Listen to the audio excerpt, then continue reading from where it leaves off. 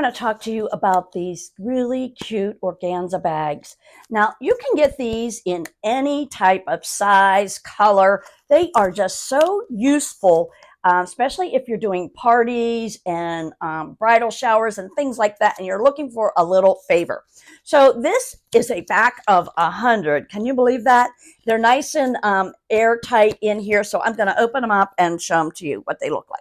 That I've cut them open, you can see these are just little I think they're 2x3s, and you can get them 4x8s, 5x7s, just about any size you want for whatever type of products you want to put in them. I use these all the time. I am making gift bags, and I just wanted something to put these little cute flamingo magnets in, just to give it a little, little razzmatazz. So I just put them in there, and then with the drawstring, you just pull them up, and now they have a nice little presentation. These are great if you are doing a bridal shower and you a little favor.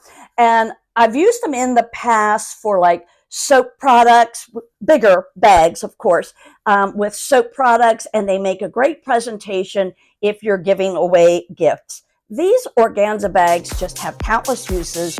They come in all different colors and sizes, and I really like having these on stock. And that's just my honest opinion.